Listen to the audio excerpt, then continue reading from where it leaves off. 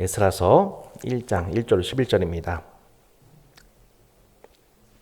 바사왕 고레스 원년에 여호와께서 예레미야 입을 통하여 하신 말씀을 이루려 하시려고 바사왕 고레스의 마음을 감동시키심에 그가 온 나라에 공포도 하고 조소도 내려 이르되 바사왕 고레스는 말하노니 하늘의 하나님 여호와께서 세상 모든 나라를 내게 주셨고 나에게 명령하사 유다 예루살렘에 성전을 건축하라 하셨나니 이스라엘의 하나님은 참 신이시라. 너희 중에 그의 백성된 자는 다 유다 예루살렘으로 올라가서 이스라엘의 하나님 여호와의 성전을 건축하라.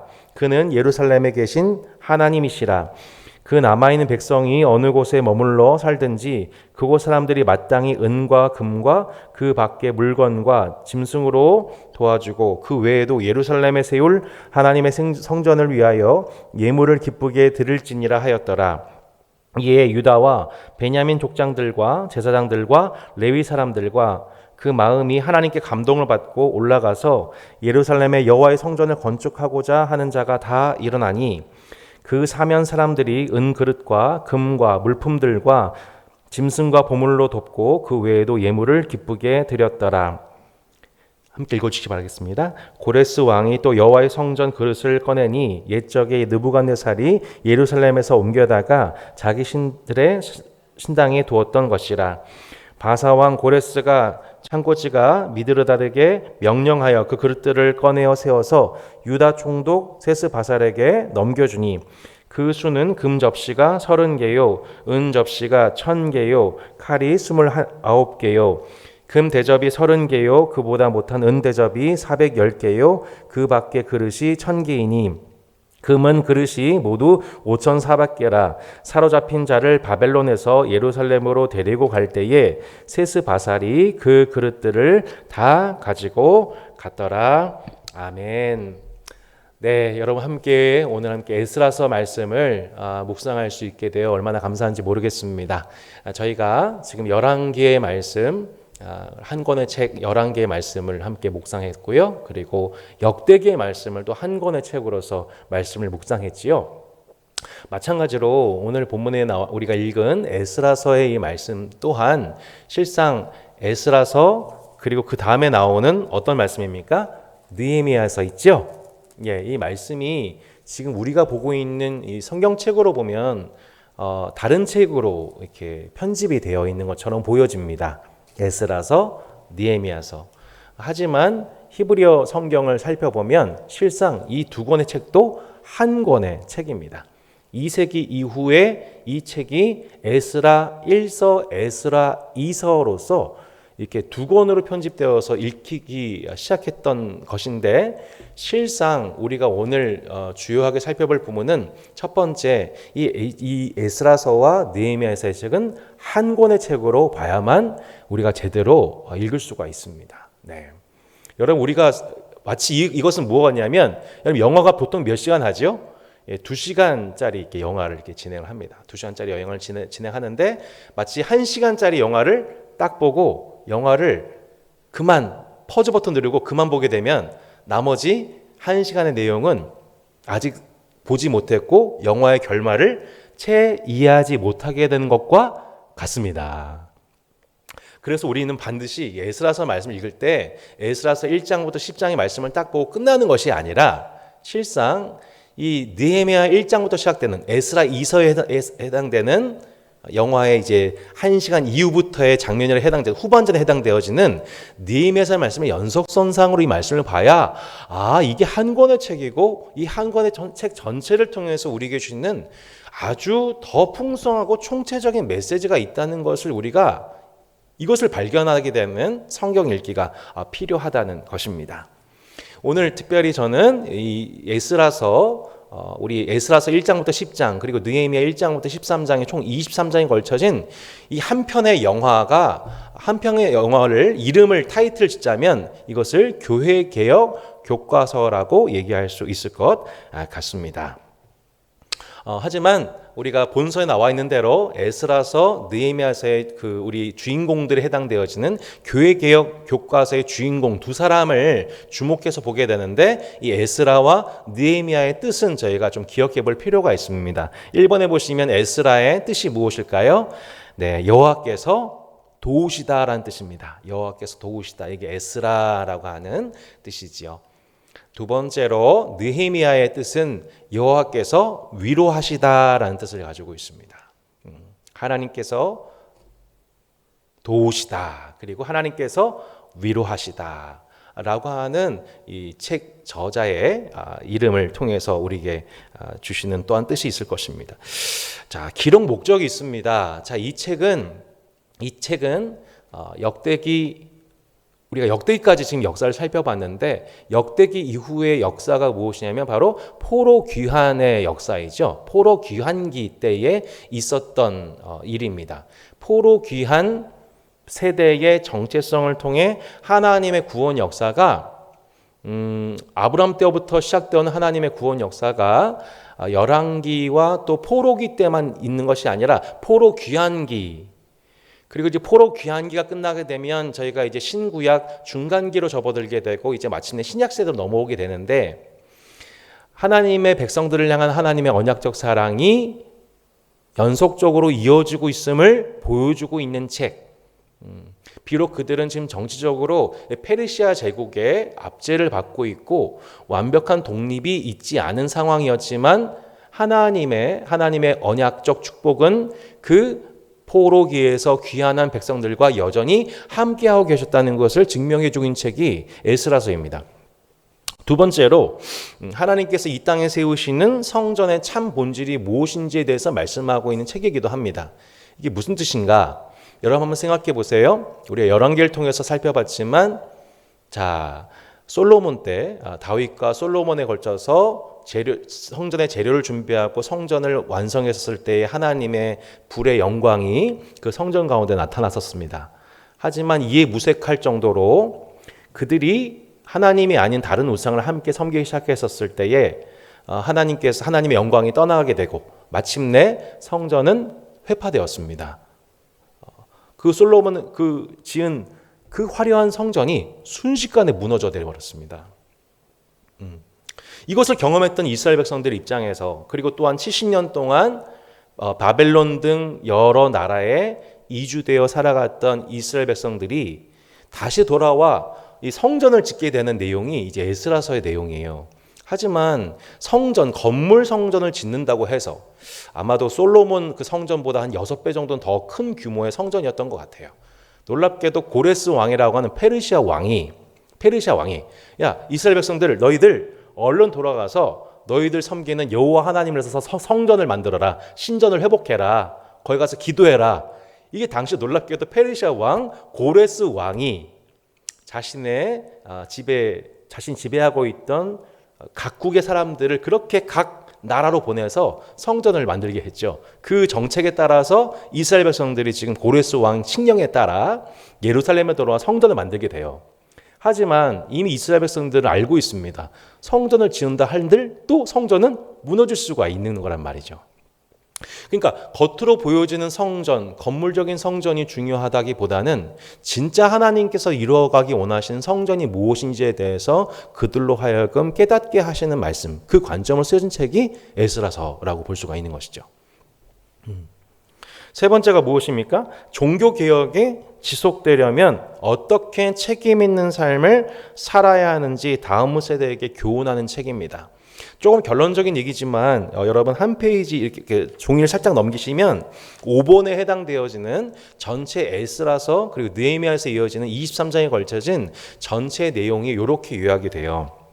에스라서와 느헤미야서의 키워드가 뭐냐면 바로 개혁입니다. 자, 전체 23장의 내용을 한번 살펴볼까요? 자, 초점이 이렇게 되어져 있습니다. 첫 번째, 1차, 2차, 3차 기한.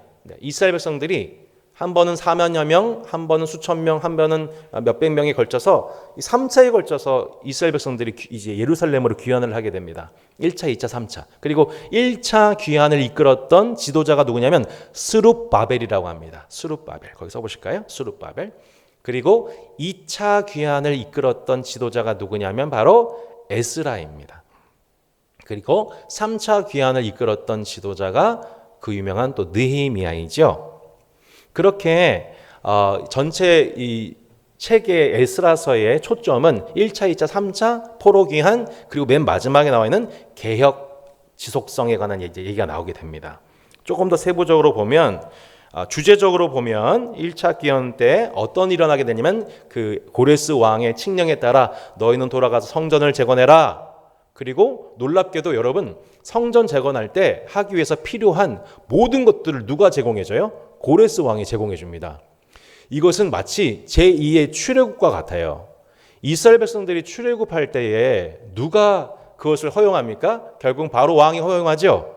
그리고 그 출애굽할 때 이스라엘 백성들에게 하나님께서 애굽 사람들에게 은총을 입히셔서 뭘 얻게 하세요? 금과 은을 모든 폐물들을 얻게 하세요. 그것을 통해서 뭘 만들어요? 성막 만들잖아요. 그렇죠? 마치 그런 것처럼 지금 고레스 왕이 자 너희 본국 돌아가서 성전을 만들어라 하면서 뭘 줘요? 금과 은과 폐물, 심지어 예전에 바벨론이 성전을 회파하고 성전에 있던 모든 기구들을 탈취했던 모든 것들 있잖아요. 그것들을 도로 스룹바벨에게 세스바살에게 이 세스바세라고 하는 그 유다에 임명되는 총독에게 그것을 줘서 그걸 가지고 가가지고 뭘 만들게 하냐면 성전을 만들게 하는 거죠. 그래서 이 사건을 뭐라고 그래요? 제2의 출애굽이라고 하는 겁니다. 제2의 출애굽. 그렇게 1차 귀환을 통해서 성전 재건이 이루어지게 됩니다. 누굴 통해서 이루어지게 되냐면 바로 스룹바벨 그리고 또 이제 에스라에 의해서 이제 진행이 되는 것이죠. 그런데 성전이 재건됐지만 그 성전 재건된 후에 진짜 그들에게 필요한 것이 뭐였냐면 그 영적인 성전의 개혁. 이 계속해서 이 스토리 이어지게 된 것을 보게 됩니다. 첫 번째 에스라가 영적인 개혁을 시도를 합니다. 이스라엘의 통혼 문제에 대해서 그들의 영적인 문제에 대해서 말씀을 통해서 그들의 죄를 깨닫게 하고 개혁을 시도하는 장면이 에스라서 7장부터 10장의 내용이라고 볼 수가 있는 것이죠. 그래서 마침내 에스라가 첫 번째 개혁을 단행을 하고 성공을 하게 됩니다. 두 번째가 느헤미야 1장부터 7장에 나와 있는 이 느헤미야의 개혁입니다. 느헤미야의 개혁은 특별히 에스라가 성전을 재건하는 사람이었다면 느헤미야는 무너진 성벽 그 성전 그 외곽에 이스라엘의 자주성을 상징하는 성벽이 무너졌다는 소식을 듣고 그 성벽을 재건하도록 부름받은 3차 귀한 대표자가 인솔자가 느헤미야였죠. 느헤미야가 1500km 떨어져 있는 왕의 별궁에서 이스라엘 백성들의 성벽이 무너졌다는 소식, 예루살렘의 성벽이 무너졌다는 소식을 듣고 수일 동안 울며 기도하고 금식하며 기도하는 가운데 3개월 만에 그 아닥사스단 왕의 조서를 받아서 허락을 받아서 성벽의 재건에 필요한 모든 시간과 모든 사람과 모든 것들을 공급받아 결국 52일 만에 성벽 재건하는 데 성공하는 이야기가 느헤미야서 1장부터 3장의 이제 스토리이죠. 그리고 4장부터 5장 6장에 보면 그 성벽 재건을 반대하는 외적인 반대에 관한 내용들이 보게 되는데 그 가운데에서 느헤미야가 무엇을 개혁하게 되냐면 당시 이스라엘 사회에 만연하고 있던 고리 대금업. 그러니까 공동체로서의 영적 공동체로서의 의식을 잃어버리고 공동체 의식을 잃어버리고 부한자가 가난한 자를 전혀 배려하지 않고 아주 고이율의 이자율을 쳐서 이득을 얻고 심지어는 남종과 여종 취급하고 하는 그런 일들, 공동체성이 상실해버린 이스라엘을 개혁하는 그 일을 단행하는 게 이 느헤미야서 1장부터 7장에 나와 있는 개혁입니다. 그리고 다시 다시 이제 그 에스라에 의한 개혁이 다시 한번 나오게, 두 번째 개혁 이야기가 느헤미야서 8장부터 10장에 나옵니다. 수문 앞 광장에 함께 모여서 에스라가 하루 종일 하나님의 말씀을 읽는데, 그 말씀의 기준 앞에서 그 백성들이 그 말씀 앞에 떨기도 하고 울기도 하고 제 죄를 자복하기도 하고 기뻐하기도 하면서, 또 서로 음식을 서로 나누면서 공동체성을 회복하면서 하나님의 백성으로서의 정체성을 회복하게 되는 이야기가 느헤미야 8장부터 10장에 쭉 나오게 되죠. 그리고 이제 맨 마지막에 나오게 되는, 미리 보면은 느헤미야서를 이렇게 읽어보시면 알지만 느헤미야서가 1장부터 12장까지 딱 완결 구조인데 13장까지 얘기를 하다가 끝나요. 이제 나중에 얘기하겠지만 13장 얘기는 별첨과도 같은 에피소드 집 같습니다.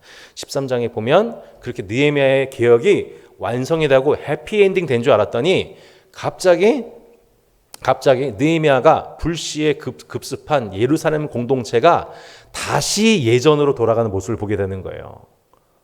이건 마치 뭐냐면, 여러분 이거 우스갯소리입니다만, 저 요즘에 집에서 늘 하는 일이 뭐냐면 아내를 기쁘시게 하기 위해서 집을 열심히 깨끗하게 청소하는 일입니다. 이렇게 해서 아내의 퇴근을 앞두고 열심히 집을 청소를 해놓고 깨끗하게 정리를 다 해놓으면 그 모습을 이제 아내가 기뻐하는 것을 보면서 만족을 얻는 거죠. 근데 이제 다 치웠다 이제 이렇게 하고 있는데 잠깐 방에 들어간 사이에 밖에 나왔더니 마루가 완전 뒤집어져 있는 거죠. 다시 알고 보니 손모모 자매가 이렇게 막 다시 어지럽히고 하는데 순식간인 거죠. 느헤미야 13장은 마치 그런 것과도 같습니다. 기껏해서 지금 이스라엘을 영적으로 청소하고 개혁을 했는데 13장이 맨 마지막에 보면 정말로 어처구니 없게도 다시 예전의 모습으로 돌아가 있는 이스라엘의 영적인 상황을 보고서 느헤미야가 탄식하고 다시 기도하고 다시 개혁하는 장면으로서 에스라서가 마무리가 돼요. 여러분 잠깐 힌트를 주자면 이게 우리가 에스라서를 한 권의 책으로 봐야 되는 이유입니다. 스토리가 에스라서로 끝나고 느헤미야서가 따로 있는 것이 아니라 전체 23장이 한 권의 책으로 하나의 드라마, 하나의 영화로서 집약되어 있는 스토리로서 우리가 읽어야 지금 에스라서를 통해서 하나님이 이걸 우리에게 말씀하려고 했구나. 또 이것을 말씀을 기록한 저자가 이 의도를 가지고 후세대에게 무언가 말하고 싶었구나라고 하는 그 메시지를 저희가 읽을 수가 있다는 얘기인 것이죠. 이 말씀에 에스라서의 역사적 배경에 해당되어지는 내용들 잠깐 살펴보면 지금 그 당시는 페르시아라고 하는 나라가 세계 최고 강국으로서 패권을 장악하고 있던 시기였죠. 그래서 좀 저희가 지금은 에스라서 느헤미야서를 통하여서 포로 귀환기 때 예루살렘에서 있었던 일, 하나님의 백성들이 그 본국으로 돌아왔었을 때 하나님의 백성으로서 정체성을 지킨 일을 우리가 묵상하게 되고, 다음 주에는 그 페르시아 지배 시기 때 페르시아에 남아서 하나님의 백성으로서의 정체성을 지킨 스토리가 나옵니다. 이해가 되시죠? 페르시아가 지배하던 시기 때 예루살렘 본국으로 돌아와서 하나님 백성으로 정체성을 지킨 이야기가 뭐예요? 에스라서 느헤미야서인 거예요. 그리고 다음 주에 저희가 보게 될 일은 뭐냐면 그 페르시아가 지배하던 시기, 그 세상 한복판 가운데에서 하나님의 백성의 정체성을 가지고 열방을 복되게 한 이야기, 누구예요? 에스더입니다. 에스더서. 그래서 아헤수에로라고 하는 왕 기억나시나요? 그 아헤수에로 왕 시기 때 하만의 압제에도 불구하고 하나님의 백성으로서 정체성을 드러내고 승리한 불임절의 기원이 되는 책, 이제 에스더서가 다음 주의 주제가 되는 겁니다. 그래서 저희가 이제 페르시아 왕의 계보 이야기를 좀 정리를 해볼 필요가 있는데요. 자, 당시 남유다를 침탈했던 나라는 바벨론이었죠. 근데 그 바벨론이라는 나라를 접수한 나라가 누구냐면 페르시아 바사입니다. 그죠? 바사 왕 고레스. 그래서 첫 번째 왕이 누굽니까? 고레스입니다. 고레스. 네. 그리고 고레스가 그렇게 바벨론을 접수한 직후에 하나님의 감동을 받아 고레스 칙령을 내리게 되므로 이스라엘 백성들이 70년 만에 포로에서 귀환되게 되는 놀라운 역사를 저희가 살펴보게 되는 것이죠. 두 번째가 누구냐면 캄비세스라고 합니다. 이 에스라서 3장 즈음에 등장하는 인물인데 이 캄비세스 왕이 당시 그 이스라엘 토착 세력 중에 당시 여러분 그 우리 북이스라엘 역사를 잠깐 생각해 보면 북이스라엘은 아수르에 의해서 점령을 당하게 되죠. 아수르에게 점령을 당하게 된 다음에 아수르가 어떤 정책을 펴게 되냐면 지배한 곳, 자 예를 들어서 일본이 중국과 한국을 옛날 지배했단 말이죠. 그러면은 그들을 지배하기 위해서 어떤 정략을 썼을까요? 정략을 쓰는 것과 같을까요? 조선 사람들은 중국으로 보내고 중국 사람들은 조선으로 보내는 거예요. 그렇게 해서 그들을 무력하게 만드는 거죠. 그러니까 아수르가 했던 정책이 바로 그런 거였었어요. 그래서 북이스라엘 백성들은 멀리 아수르를 비롯한 여러 민족들로 여러 나라로 쫓겨나가게 되고 또 다른 곳에 있던 사람들이 어디로 들어오게 됐냐면 이스라엘로 들어오게 된 겁니다. 그러면 들어오게 된 사람들이 70년 동안 살면서 거기에 토착 세력이 됐겠죠. 그리고 그 안에서 이스라엘 사람들과 함께 결혼하게 되면서 통혼하게 되면서 혼혈 민족이 나오게 되죠. 그 유명한 사마리아. 사마리아가 바로 그 의미잖아요. 난 사마리아 여인입니다라고 할 때 그 사마리아인 거죠. 근데 그 토착 세력들이 이제 가만두지 않는 거예요. 예, 그러니까 캄비세스 왕한테 계속 나아가가지고 이 사람들이 당신들 앞에서 지금 반역을 일으키려고 합니다. 라고 하면서 관리들한테 뇌물을 주고 유언비를 퍼뜨려가지고 정치적 압력을 행사하니까 캄비세스 왕이 그들의 성전 재건하는 일을 수행하지 못하도록 정책적으로 이제 압류를 하죠. 그래서 성전 재건이 이루어질 듯 하다가 이루어지지 않다가 이때 이제 이스라엘 백성들 중에서 또 다른 선지자 두 명이 일어나게 됩니다. 이게 대표적인 사람이 학개와 스가랴이죠. 학개와 스가랴가 일어나서 뭐라고 얘기하냐면은 당시 이제 이 스룹바벨 성전 재건을 이끌고 있던 스룹바벨에게 너는 두려워하지 말아라. 눌리지 말아라. 하나님이 너희와 함께 하실 거다. 성전은 재건될 거고 성전의 영광은 이전 영광보다 더 큰 영광이 될 것이다. 라고 막 격려를 하는 얘기가 이제 학개서에 나오죠. 학개와 스가랴가 그렇게 당시 지도층을 말씀으로 격려해주고 자신이 본 환상을 얘기해주면서 그들로 하여금 계속 성전 재건을 이어가도록 그들을 격려를 해주는 얘기가 나오게 됩니다. 그때가 이제 다리오 1세 때였던 거예요. 결국에는 그 격려를 힘입어서 이제 성전 재건에 마침내 완성되는 시기가 바로 다리오 1세 때였던 것이죠. 그 다리오 1세 후에 스토리가 어떤 스토리냐?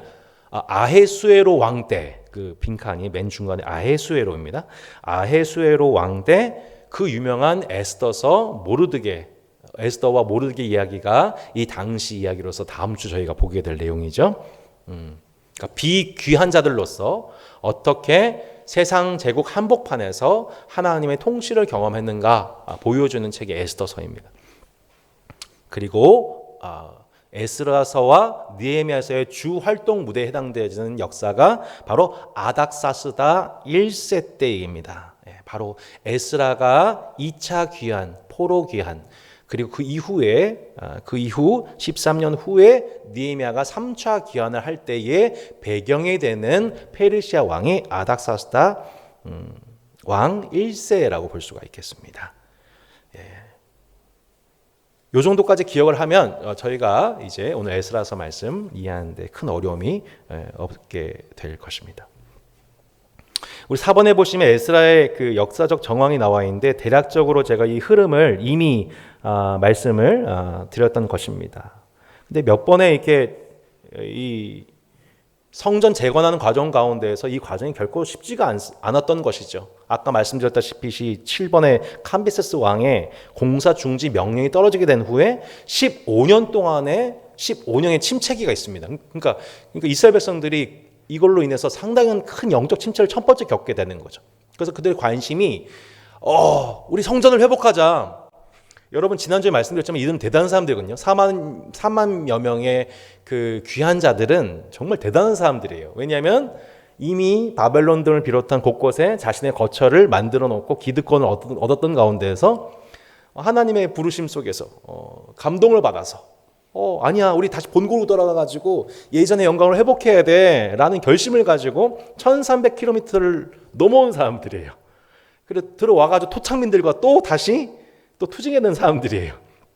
그러니까 이들의 열심은 대단했던 것이죠. 예. 근데 하지만 정치적인 일로 말미암아 큰 침체를 겪게 되었고, 그래서 그들의 관심이 성전 재건이 아니라 자신의 집을 만드는 일에 먼저 마음을 두게 됐던 거죠. 그래서 학개서를 읽게 되면 학개 선자가 막 이렇게 꾸짖잖아요. 너희들 성전에 먼저 마음 둬야 된다, 마음 둬야 된다 라면서 그 마음을 돌이키는 역할을 학개와 스가랴가 했던 것이죠. 그래서 성전이 재건이 됐는데 두 번째 또 영적 침체가 또 찾아와요. 성전을 재건을 했는데 그들 앞에 눈앞에 보이는 큰 변화가 있어요, 없어요? 없는 거예요. 여전히 페르시아는 강력하게 자신들을 다스리고 있고, 성전 이전 영광보다 더 큰 하나님의 영광이 곧 올 거라고 믿었는데 하나님의 영광스러움이 느껴지지가 않아요. 예. 성전을 재건할 때 그런 걸 봤잖아요. 예. 예전의 영광을 봤던 조상들은 막 울어요. 엄마 아빠들은 막 울어요. 왜냐하면 이전 영광을 봤었기 때문에. 근데 이제 처음 그 영광을 경험한 이전 세대 신세대는 막 좋아하죠. 그 제2의 성전을 지어진 걸 보고서. 그러니까 그 이전의 영광을 경험했던 세대 입장에서는 늘 이렇게 답답함 속에서 성전이 건축되는 과정을 지켜봤던 것이죠. 큰 변화가 없어요. 또한 자신들을 다스릴 메시아가 출현할 것이라고 그들은 믿고 돌아왔지만 다윗 왕과 같은 그런 메시아는 출현하지가 않았던 거죠. 그러니까 눈에 보이는 변화가 없어요. 우리도 신앙생활 할 때 대부분 겪는 영적 침체가 사실 이런 데서 오지 않습니까? 내가 이렇게 기도하면, 내가 뭐 이렇게 하면은 뭔가 큰 극적인 변화가 일어나겠지라고 하는 기대함 속에서 신앙생활을 하지만 실제적으로는 그런 기대 속에서 오히려 영적인 침체가 더 자주 옵니다. 그죠? 이스라엘 백성들도 그렇게 성전 재건하는 과정이 녹록지가 않았고, 첫 번째는 정치적인 압력 때문에, 두 번째는 변하지 않은 국제적 정세로 인해서 그들의 영혼은 계속 지치고 메말라가고 있었다는 것을 보게 되는 거죠. 그러니까 이렇게 영적인 침체가 오게 되면 그게 어디로 연결되냐면 도덕적인 타락으로 연결이 됩니다. 그래서 저희가 살펴보게 되는 대표적인 도덕적인 타락이 어디서 오게 되느냐, 그 시대가 병들었던 리트머스가 뭐냐면 목회자죠. 종교인입니다. 제사장들이 예배를 드리는데 하나님께 드릴 흠없는 제사를 드려야 되는데 그 제사물이 흠 있는 것, 그리고 흠 없는 것은 몰래 자신들이 가져가지고, 그런 식으로 탐욕하는 거짓 제사장들이 대량 출현을 하게 됩니다. 그리고 이스라엘 백성들이 서로에게 하나님께서 주신 정말 중요한 규례가 안식일 규례인데 이 안식일에 장사하는 일들이 버젓이 일어나게 되죠. 또한 백성들 또한 마음이 영적으로 침체된 그 결과로서 11조를 포기하기 시작하게 되면서 결국에는 그 제2의를 담당하는 레위인들 입장에서는 레위인들 입장에서는 직무를 포기할 수밖에 없게 되는 일이 발생이 된 거죠. 그리고 당시 시대 속에서 가장 많이 일어났던 일은 뭐냐면 이혼이었습니다. 이혼. 지금 저희 나라가 전 세계에서 가장 많은 이혼율을 자랑한다고 하죠. 예. 이혼의 성행. 그래서 그 말라기서 말씀해 보면 이런 표현 나옵니다. 어려서 맞이한 아내에게 악을 행하도다, 이런 표현 나옵니다. 그러니까 어려서 얻은 아내를 버렸다고 하는 뜻은 무슨 뜻일까요? 남성들이 결국에는 세장가 가교에서 그 악을 행했다, 뭐 그런 맥락이잖아요. 이게 복음서에 나온 맥락인데, 이런 식으로 한 시대가 영적인 침체를 오랜 기간 겪게 되고, 그러면 영적 침체의 그 결과로서 영적인 율법의 해이가 일어나게 되고 결과적으로 도덕적인 문제들이 막 발생되게 되는데, 그게 누구한테 많이 발생되면 종교인들한테 많이 발생되는 겁니다. 네. 이건 이제 느헤미야에서 나오게 되는, 느헤미야가 가장 이제 언급하는 부분입니다. 에스라서에서 에스라가 가장 심각하게 꾸짖는 죄의 내용은 통혼이에요. 통혼 내용. 근데 이제 느헤미야는 뭘 많이 꾸짖냐면 아까 말씀드렸지만 고리대금업. 형제의 안식을 배려하지 않는 경제생활, 공동체에서 이탈된 경제관념, 이런 것들을 이제 느헤미야가 5장에서 막 개혁을 하거든요. 그러니까 점점 사회가 경제적으로는 양극화가 되고, 종교인들은 타락하고, 또 이혼율은 더 높아지고,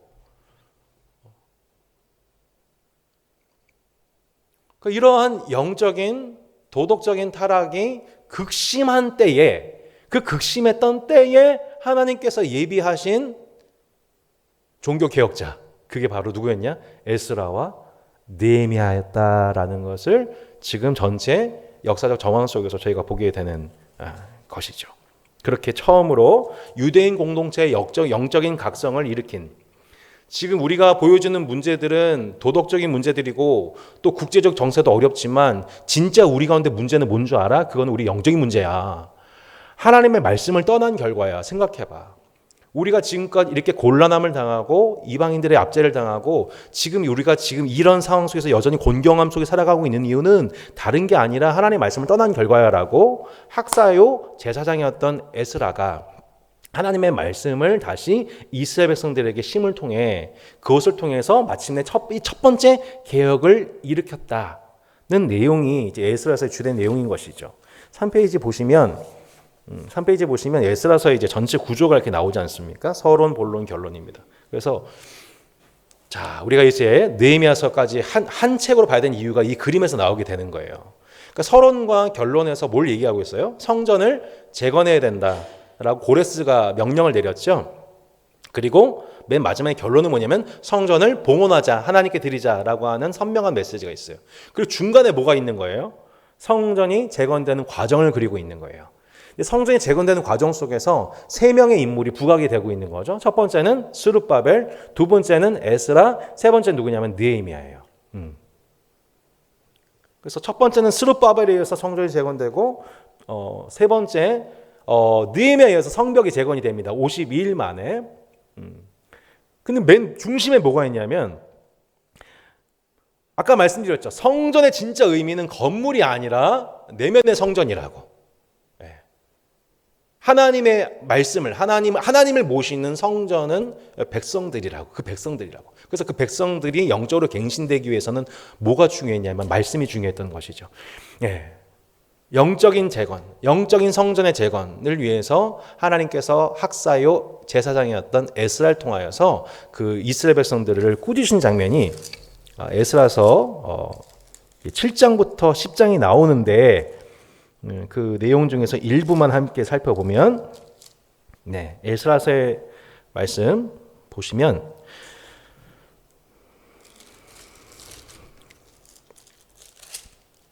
에스라서 9장에 나오죠. 자, 에스라가 첫 번째 꾸짖었던 죄의 내용이 이겁니다. 에스라서 9장 1절로 6절에 이렇게 나옵니다. 이 일 후에 방백들이 내게 나와 이르되 이스라엘 백성과 제사장들과 레위 사람들이 이 땅 백성들에게서 떠나지 아니하고 가나안 사람들과 헷 사람들과 브릿 사람들과 여부 사람들과 암몬 사람들과 모압 사람들과 애굽 사람들과 아모리 사람들의 가증한 일을 행하여 그들의 딸을 맞이하여 아내와 며느리로 삼아 거룩한 자손이 그 지방 사람들과 서로 섞이게 하는데 방백들과 고관들이 이 죄에 더욱 으뜸이 되었다 하는지라. 내가 이 일을 듣고 속옷과 겉옷을 찢고 머리털과 수염을 뜯으며 기가 막혀 앉으니 이에 이스라엘 하나님의 말씀을 말미암아 떠는 자가 사로잡혔던 이 사람들의 죄 때문에 다 내게로 모여오더라. 내가 저녁 제사 드릴 때까지 거기에 기가 막혀 앉았더니 저녁 제사를 드릴 때에 내가 근심 중에 일어나서 속옷과 겉옷을 찢은 채 무릎을 꿇고 나의 하나님 여호와를 향하여 손을 들고 말하기를 나의 하나님이여 내가 부끄럽고 낮이 뜨거워서 감히 나의 하나님을 향하여 얼굴을 들지 못하오니 이는 우리 죄악이 많아 정수리에 넘치고 우리 허물이 커서 하늘에 미침이다 라고 하면서 하나님 앞에 회개 기도하는 장면을 보게 됩니다. 그리고 이 에스라서 10장에 보시면 1절 이렇게 나오죠. 에스라가 하나님의 성전 앞에 엎드려 울며 기도하여 죄를 자복할 때 많은 백성이 크게 통곡하매 이스라엘 중에서 백성의 남녀와 어린아이의 큰 무리가 그 앞에 모인지라. 엘람 자손 중 여일의 아들 스가냐가 에스라에게 이르되 우리가 우리 하나님께 범죄하여 이 땅 이방 여자를 맞이하여 아내로 삼았으나 이스라엘에게 아직도 소망이 있나니 곧 내 주의 교훈을 따르며 우리 하나님 명령을 떨며 준행한 자의 가르침을 따라 이 모든 아내와 그들의 소생을 다 내보내기로 우리 하나님과 언약을 세우고 율법대로 행할 것이라. 이는 당신이 주장할 일이 일어나소서 우리가 도우리니 힘써 행하소서. 자, 여러분 한번 생각해 보세요. 에스라가 왜 이렇게 이방 여인들과 통혼한 일에 대해서 이렇게 애통하면서 금식하고 회개하고 기도하고 또 이에 대해서 백성들이 함께 반응하여서 저희가 잘못했습니다. 저희의 소생과 아내들을 다 내보내겠습니다. 라고까지 했을까요? 한번 생각해 보면 답은 간단합니다. 이스라엘이 지금껏 이런 곤경을 당했던 이유가 바로 그 통혼 문제 때문입니다. 누구요? 솔로몬. 솔로몬이 세계 각국의 수많은 이방 여인들을 자신의 처첩으로 삼은 그 결과 1000명의 여인을 처첩으로 삼았잖아요.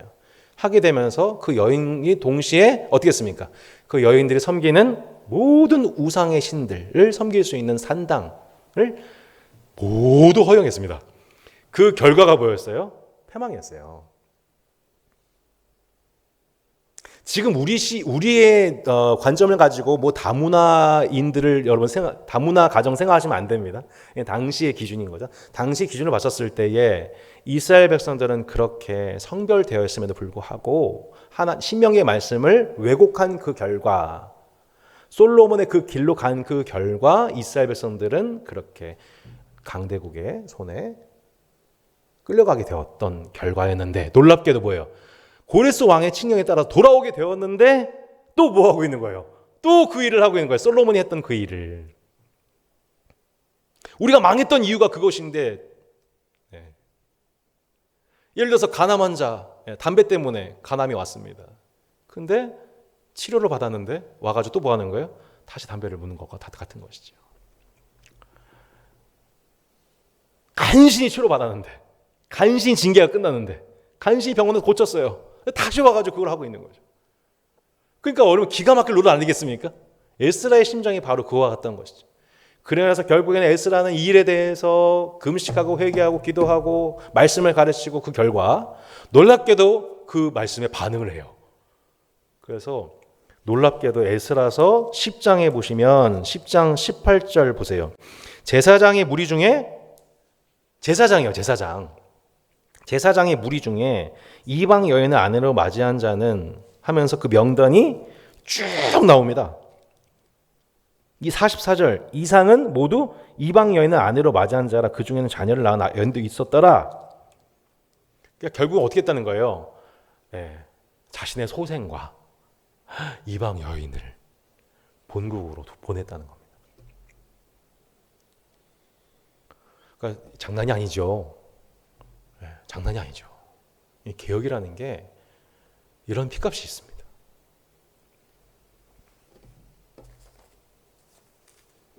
그러니까 하나님의 말씀을 이들이 놀랍게도 에스라는 하나님 말씀 고지고대로 전했고 이 말씀 고지고대로 받아서 그 말씀에 회개한 사람들이 있었다. 이게 에스라의 첫 번째 개혁이었고 그 개혁에 성공했다. 그래서 이스라엘이 패망했던 그 이유를 그들은 다시 인식했고 그 패망의 길로 다시 가지 않기로 했다. 이게 개혁이었다는 거죠. 여러분 회개가 뭐예요? 후회하다의 회와 고칠 개의 개입니다. 우리는 울면 잘못하다 느끼면 회개했다고 생각하는데 아닙니다. 아무리 울어도 고치지 않으면 회개한 게 아닙니다. 그죠? 개혁은 고칠 개죠. 고칠 개. 실제 고치는 겁니다. 근데 놀랍게도 에스라의 이 리더십에 의해서 학사요 제사장이었던 에스라에 의해서 이 일이 이루어졌는데 놀랍게도 에스라서에 관한 말씀을 살펴보면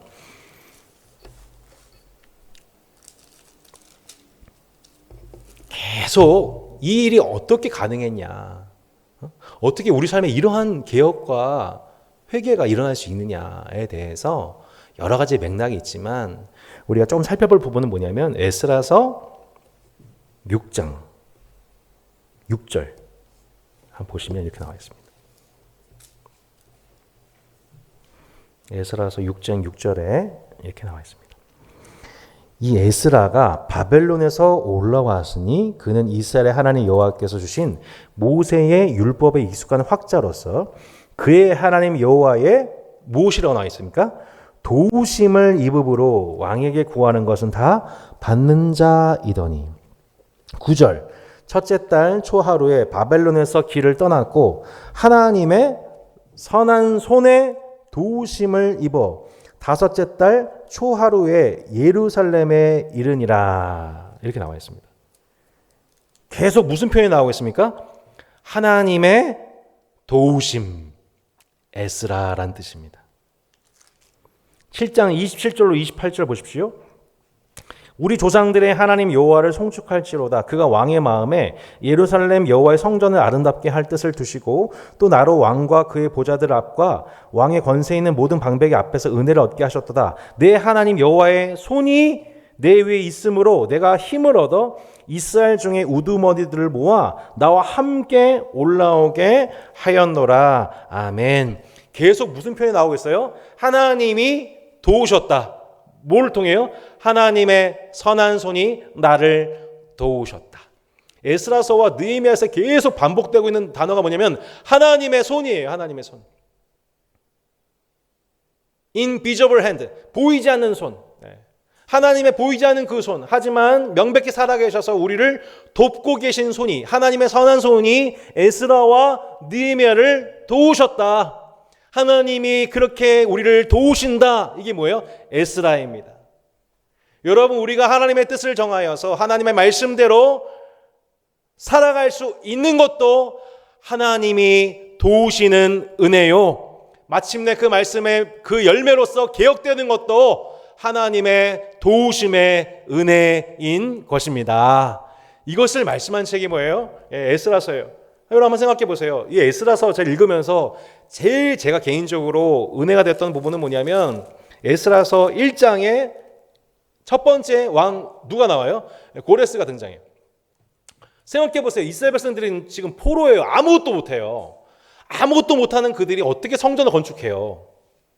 근데 누굴 통해서 하세요? 고레스 왕을 감동시키셔서 하나님이 그렇게 하게 하세요. 그죠? 세상 왕을 감동시켜서 고레스 칙령을 내리게 하시고 성전 재건에 필요한 모든 금과 은과 성전 기구들 다 허락하세요. 근데 중간에 그 일이 막혀요. 중간 왕 때 토착민들에 의해서 그 일이 막혀요. 근데 다시 하나님께서 어떻게 그 일을 여시냐? 그게 이스라엘에서 이루어진 것이 아니라 에스라서 6장에 보시면 또 다른 왕을 하나님께서 사용하세요. 6장에. 이에 다리오 왕이 조서를 내려 문서 창고 곧 바벨론의 보물을 쌓아둔 보물 전각에서 조사하게 하여 메대도 앙메다 궁성에서 한 두루마리를 찾았으니 거기에 기록하실 때 고레스 왕 완년에 조서를 내려 이르기를 예루살렘에 있는 하나님의 성전에 대하여 이르노니 이 성전 곧 제사 드리는 처소를 건축하되 지대를 견고히 쌓고 그 성전의 높이는 60규빗으로 너비도 60규빗으로 하고 지금 다시 이 성전을 짓도록 명령하는 사람이 누구였습니까, 여러분?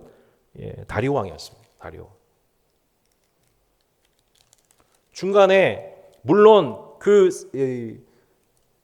토착민들의 방해로 인해서 성전 재건을 중단시킨 것도 페르시아 왕이었지만 하나님은 또 다른 왕, 곧 다리오를 통하여서 이 성전 재건에 관한 내용, 두루마리 문서를 발견하게 하시고 고레스 왕이 두루마리 문서를 발견하게 하시고 다시 성전 재건을 이어가도록 야, 그들 도와줘라, 막지 말아라 라고 다시 그 길을 여셔요. 할렐루야. 이걸 보게 되는 거죠. 자, 근데 또 보시면 또 7장에 또 그를 돕습니다. 누가요? 이번에는 아닥사스다가 도와요. 11절 12절 여호와의 계명의 말씀과 이스라엘에게 주신 율례 학자여 학자 겸 제사장인 에스라에게 아닥사스다 왕이 내린 조서의 초본은 아래와 같으니라. 모든 왕의 왕 아닥사스다는 하늘의 하나님 율법에 완전한 학자 겸 제사장 에스라에게 조서를 내리노니 우리나라에 있는 이스라엘 백성과 그들 제사장들과 레위 사람들 중에 예루살렘에 올라가 뜨신 자는 누구든지 너와 함께 갈지어다. 자, 이 과정 보세요. 이스라엘 백성들은 전혀 할 수가 없는데 여러분 누가 누구를 통하여서 그 일을 허락해 주십니까? 하늘의 하나님이 세상 왕을 통하여서 성전을 재건할 수 있도록 그 모든 법적인 권한과 모든 물리적인 필요들과 함께 귀환할 백성들까지 하나님께서 모든 것을 돕고 계시지 않습니까? 네. 지금 성전 재건 겨우 누가 하고 있는 거예요? 에스라가 하는 게 아니에요. 스룹바벨이 하는 게 아니에요. 학개와 스가랴가 하는 게, 이들은 옆에서 치어리더들이고 이거 막 하자고 막 이렇게 막 응원하는 사람들이고, 진짜 하나님의 성전을 회복하시는 분이 누구예요? 하나님이십니다. 할렐루야. 이것을 말씀하는 책이 뭐예요? 에스라예요. 하나님이 그 하나님의 집을 당신의 집을 지으려고 하신 거 하나님이시니까 그거 너무 두려워하지 말라는 거예요. 하나님이 하실 거니까. 에스라 무슨 뜻이에요? 하나님이 도우신다. 이건 하나님의 일이기 때문에 그 하나님의 일을 하고자 하는 자를 도우신다. 예, 그거죠. 내가 하고 싶은 일이 있는데 그 일을 하나님 도와주세요가 아니에요. 여러분, 우리 인생은 하나님이 하고자 하신 그 일이 있을 텐데 그 일을 하나님이 하실 텐데 하나님, 저는 그 일을 격려하고 지지합니다. 동의합니다. 하나님, 제가 그 지지하고 동의하는 편에 서 있도록 도와주세요. 이게 뭐예요? 에스라죠. 이게 에스라인 거예요. 여러분 인생의 일을 이루려고 여러분 막 노력하면 살지 마세요. 하나님이 예정하신 그 모든 일을 하나님이 이루시도록 그 편에 서시기를 바랍니다. 예. 그러면 뭘 경험하게 된 거예요? 하나님이 도우시죠. 내가 하나님과 같은 방향이 있으니까 하나님과 도와하신 게 느껴지는 거예요. 때로는 영적 침체가 있어요. 때로는 실망이 있어요. 왜 이렇게 안 되지? 왜 이렇게 변하지가 않지? 답답하죠. 이거 우리 평생 경험할 거란 말이에요. 예. 근데 놀랍게도 그때그때마다 하나님이 아닥사스다, 다리오, 고레스, 다리오, 아닥사스다라고 하는 세상의 왕들을 통하여서 안 될 것 같은 일들을 계속 열어가시고 중단되었던 일 계속, 아니야, 너희들 빨리 해. 우리는 지쳐 있는데 세상 왕이 너 뭐하냐, 빨리 가서 해라 라고 얘기하는 일들이 막 일어나게 되는 걸 보면서 이건 누구 일이라는 걸 알게 되는 거예요. 하나님이라는 걸 알게 되는 거죠. 여러분, 이 에스라의 은혜를 우리가 입은 것입니다. 이것이 에스라서 전체의 내용의 요약이라고 볼 수가 있겠습니다. 여러분 혹시 영화 밀정 보셨나요? 영화 밀정 기억나세요? 송강호, 이병헌, 공유 이렇게 나오는 그 밀정. 그래서 송강호 씨가 조선인으로서 일본 순사 역할을 맡고 있고, 근데 그 순사로서 이제 공유를 통하여서 정체산 이병헌이 있는 중국의 그 상해에 있는 대한민국 의열단을 수색하기 위해서 투입이 되잖아요.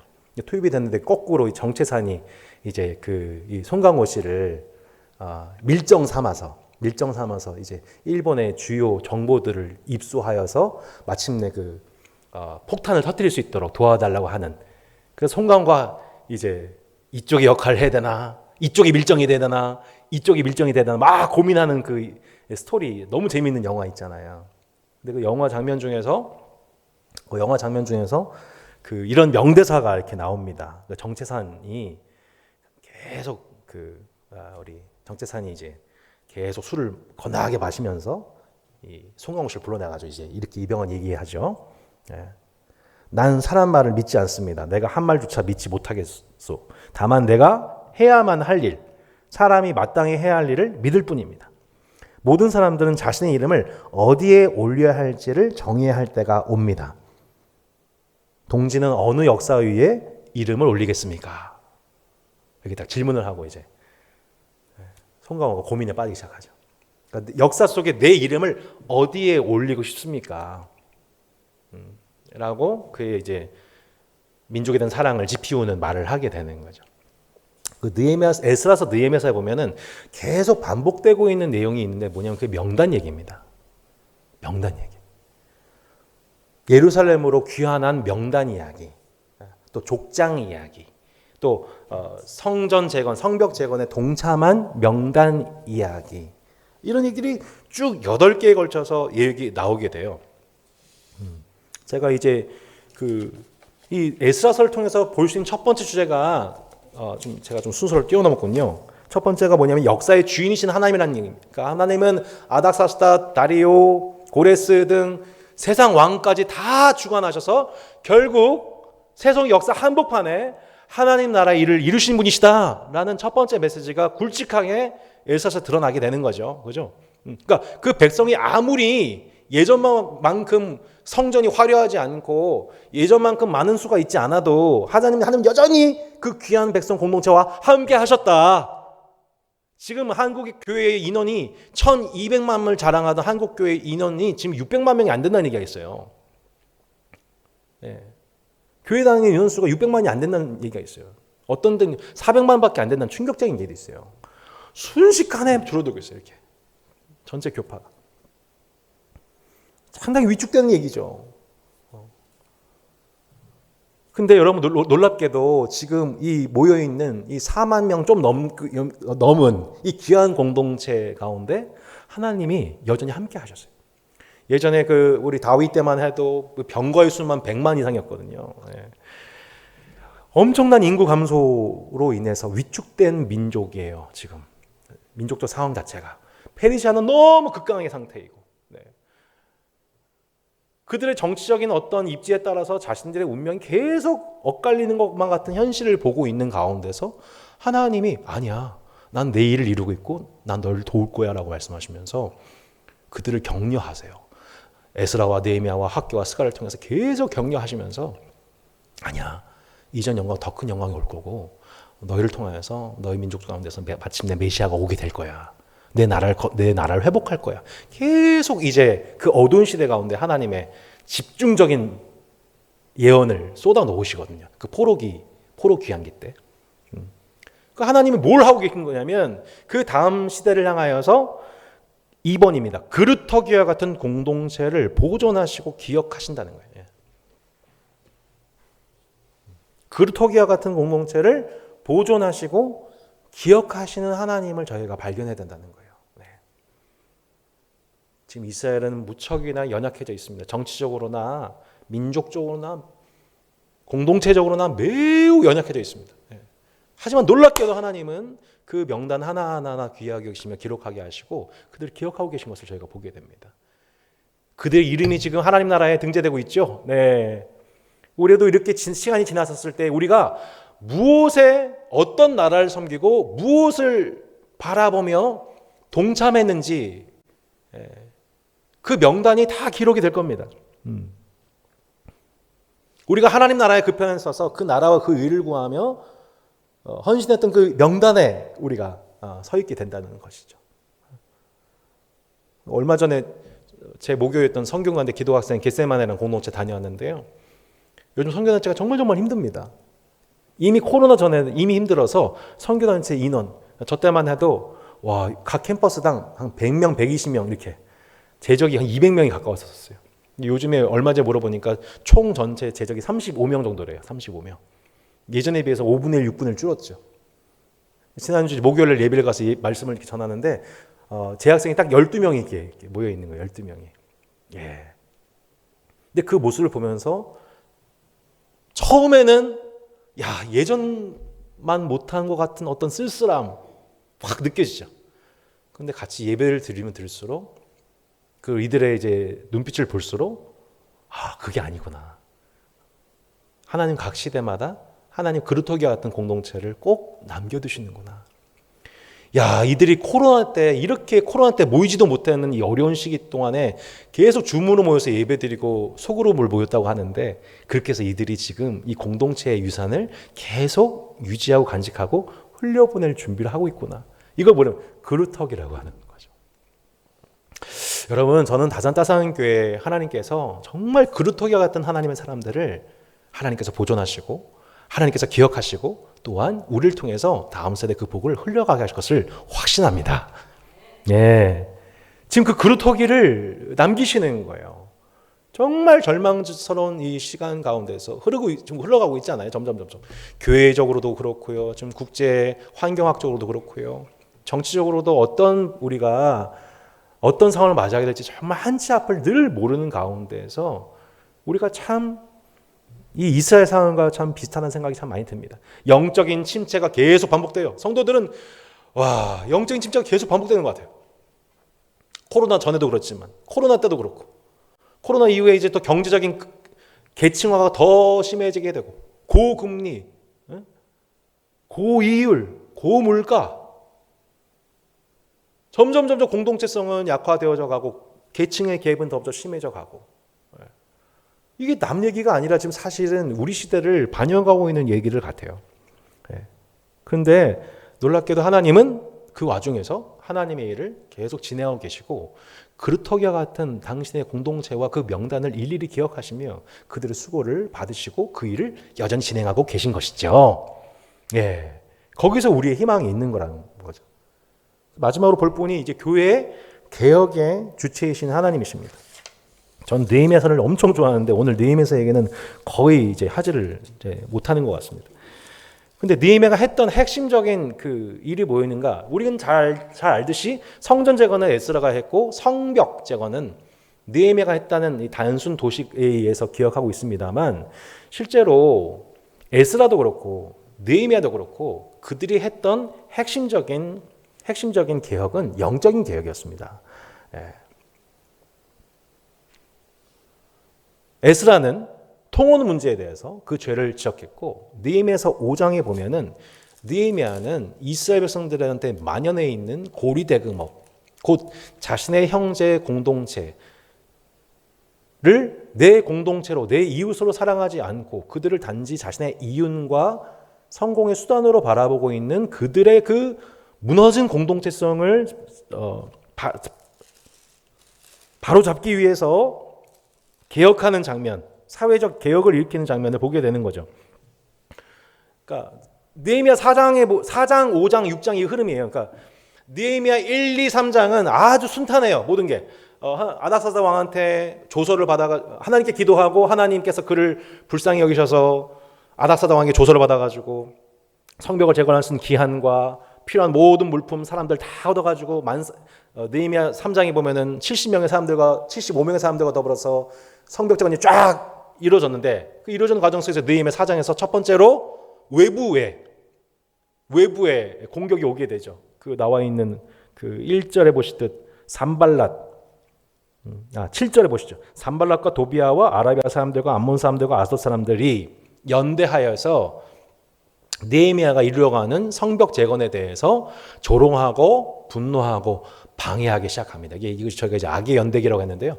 평상시 토책 세력들로서 서로가 서로를 견제하고 있던 저들이 이제는 이스라엘 민족이 중할 것 같으니까 서로 견제해가지고 서로 연합해가지고 그를 견제하기 시작하는 모양이 시작이 되는 것이죠.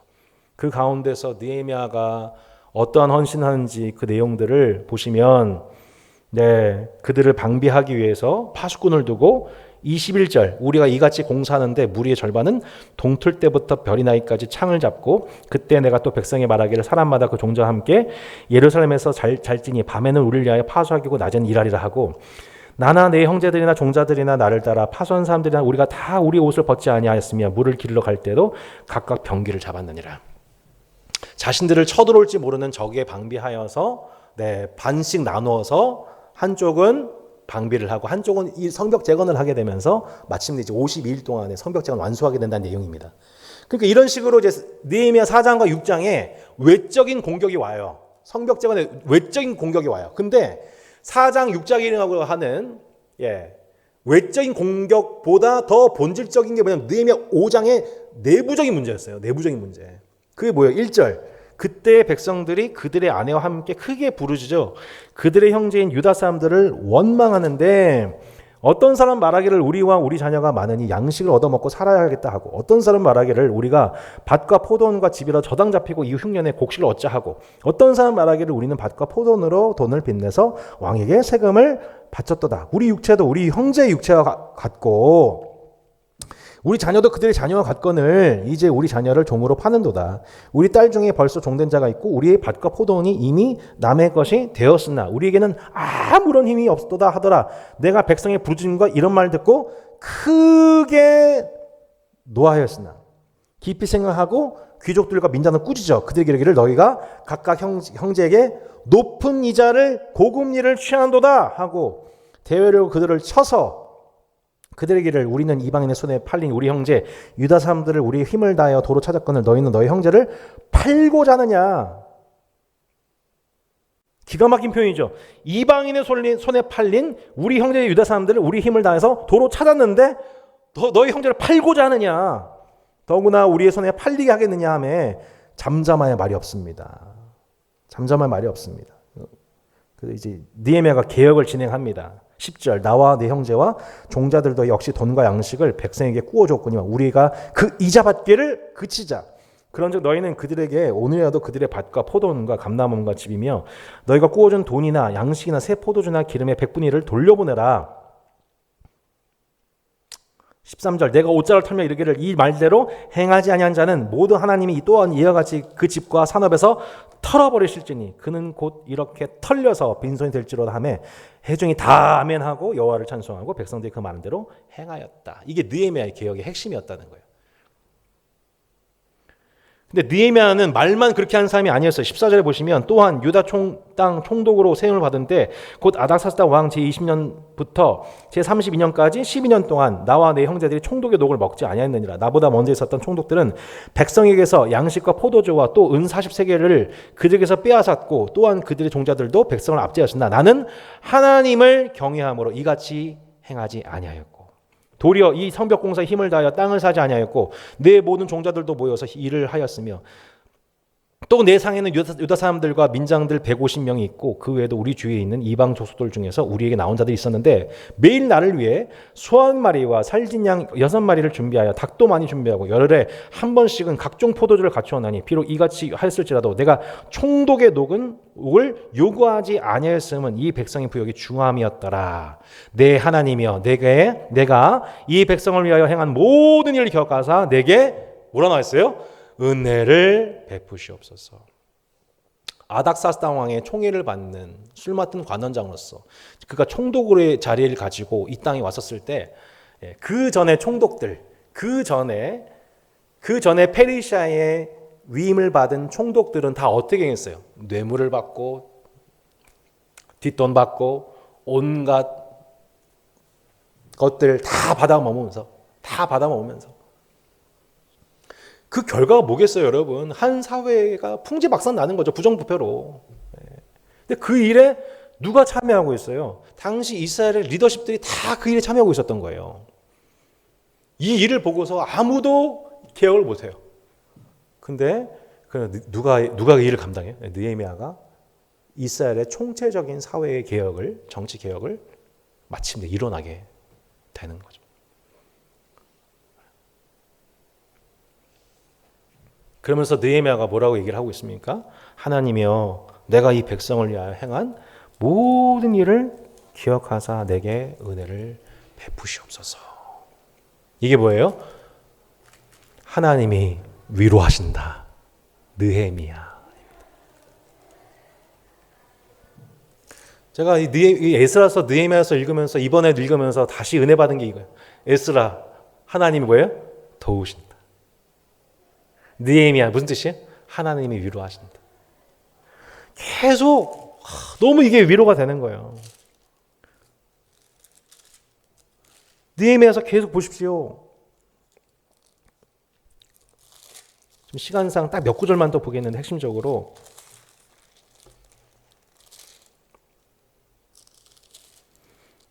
느헤미야가 계속 하나님의 백성들을 영적으로 정결케 하는 그 일, 수많은 대적들, 외적인 반대, 내적인 문제에 직면해서 그 문제들을 해결할 때마다, 개혁을 진행할 때마다 얼마나 많은 사람들이 방해하고 비난하고 분노하고 반대하고 조롱하고 중상모략하고 죽이려고 하고 심지어 죽이려고 하고 거짓 소문 퍼뜨리고 온갖 공격을 다 받아요. 그 받아내면서 개혁을 진행하죠. 그 느헤미야는 소망이 없어요. 달리 위로가 없어요. 누구밖에? 하나님밖에 없는 거예요. 그러니까 이름이 뭐예요? 느헤미야예요. 하나님이 위로하신다. 하나님이 위로하신다. 사람의 위로가 안 돼요. 하나님이 위로하신다.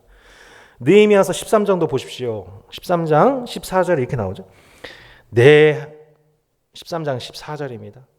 내 하나님이여 이 일로 말미암아 나를 기억하옵소서. 내 하나님의 전과 그 모든 직무를 위하여 내가 행한 선한 일을 도말하지 마옵소서. 22절 내가 또 레위 사람들에게 몸을 정결하게 하고 와서 성문을 지켜서 안식을 거룩하게 하라 했느니라. 내 하나님이여 나를 위하여 이 일도 기억하옵시고 주의 크신 은혜대로 나를 아끼시옵소서. 마지막 31절 같이 한번 읽어보겠습니다. 또 정한 기한의 나무와 처음 익은 것을 드리게 하였사오니 내 하나님이여 나를 기억하사 복을 주옵소서. 지금 이 성벽 재건을 완수하고 있는 과정 가운데에서 느헤미야가 내 외에 수많은 문제들과 반대도 불구하고 내면에 그 지침이 왜 없었겠습니까? 그게 왜 낙심이 안 됐겠어요? 근데 그 일이 끝까지 완수되는 과정, 그리고 다시 돌아왔더니 하라가 모든 거 다시 어지럽히듯이 13장에 보시면 다시 영적으로 어지럽혀져 있는 모습들, 예전에 범죄했던 일들이 다시 일어나서 안식일을 범하고 있고, 또 다시 뭐 제사장 그룹이 또 이방인과 또 통혼하고 있고, 이런 일들을 보면서 느헤미야가 다시 개혁하고 또 다시 개혁할 수 있었던 이유가 뭐였냐면, 달리 위로가 없는 이 느헤미야가 그 일을 지속할 수 있는 이유는 뭐냐면, 하나님이 그의 위로가 되셨기 때문인 거죠. 답은 단순했던 거예요. 그게 느헤미야.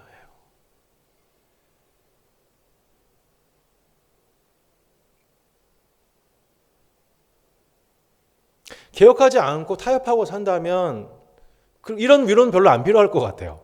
그냥 적당히 이제 타협하고 살아가고 사람들한테 비위 맞추고 하다 보면 사람들한테 얻는 위로와 칭찬이 많으니까 달리 위로가 필요하지 않겠죠. 다른 사람들 다 뇌물 받는다고 나도 뇌물 받고, 총독이니까 내가 나 오늘 먹을 거 다 먹고 배불리 호의호식하고 다 살고, 타협하고 살면 뭐 아무 부족함 없이 느헤미야도 그럴 수 있었겠죠. 하지만 개혁되진 않았겠죠. 하나님의 성전이 회복될 수는 없었겠죠. 언약 공동체로서의 백성의 자존감과 정체성은 또 무너지게 되었겠죠. 근데 느헤미야가 이것을 하면서 그것을 지속할 수 있었던 이유는 하나님의 위로. 하나님이 기억해 주시고 제게 복을 좀 주세요. 하나님 저를 위로해 주세요. 이 위로가 없다면 우리가 어떻게 이 땅에서 하나님이 그 인생을 직접적으로 위로해 주지 않으시면 어떻게 그리스도인이 이 땅에서 어떤 소망 갖고 살 수 있겠어요?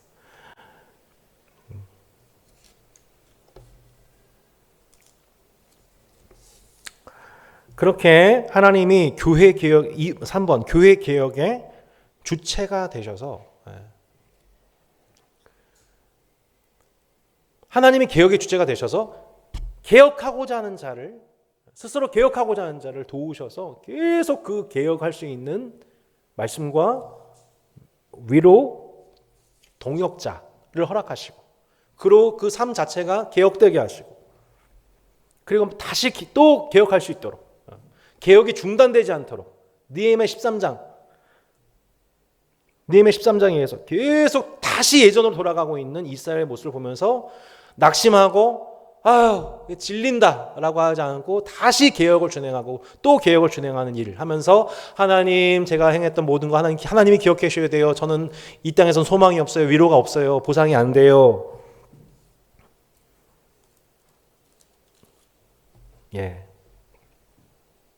이것이 개혁의 수많은 반대자들, 우리 보시면 개혁의 반대자들에 관한 얘기가 정리가 되어져 있습니다. 마지막으로 4번에 보시면 교회 개혁과 사회 개혁의 콜라보. 에스라와 느헤미야는 이 모델을 우리 가운데 정확하게 보여주고 있습니다. 에스라와 느헤미야는 13년의 텀을 걸쳐서 하나님께서 때에 맞게 이스라엘 백성들에게 귀한 대표를 보내셔서 첫 번째는 교회를 개혁하게 하셨습니다. 개혁의 강조점이 어디 있냐면, 에스라는 먼저 지도자들을 혼냅니다. 지도자들을 개혁하는 일을, 제사장 그룹을 먼저 개혁하는 그 일에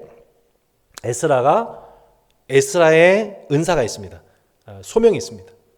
그런데 느헤미야는 포커싱이 누구한테 있어요? 백성에게 있습니다. 백성, 공동체 전체.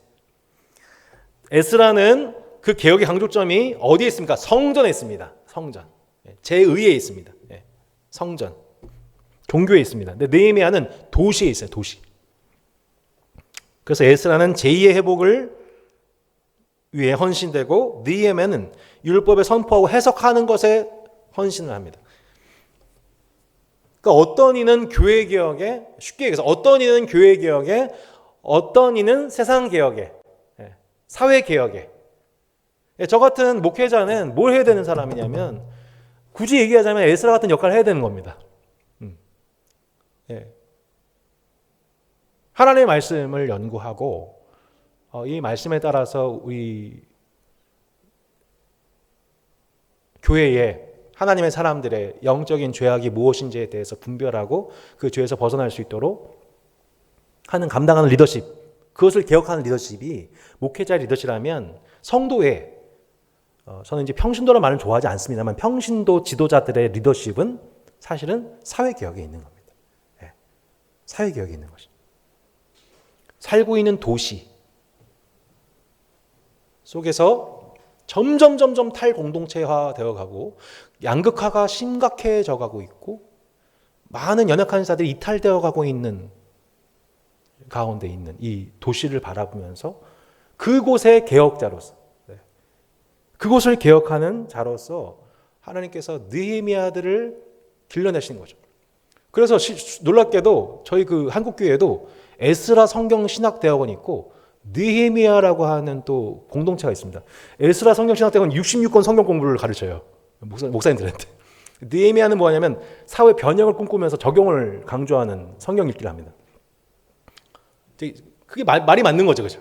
그러니까 우리가 해야 할 일은 에스라와 같은 학사, 제사장과 같은 이런 건강하고 건전한 거룩한 목회자 리더십을 통해서 교회를 개혁하는 그 일과 또 동시에 사회 속에서 하나님의 공의와 정의의 원리를 이루어갈 수 있는 느헤미야 같은 탁월한 사회개혁 리더십, 이 리더십들을 양자를 개혁주의자들을 우리가 길러가는 그 일이 교회가 해야 할 일인 거예요. 그 일에 하나님이 복 주시는 거예요. 그 일을 하나님이 그 세대를 그 그루터기 같은 자들을 하나님이 보존하고 계시고 그들을 기억하시고 그들에게 복을 주셔서 마침내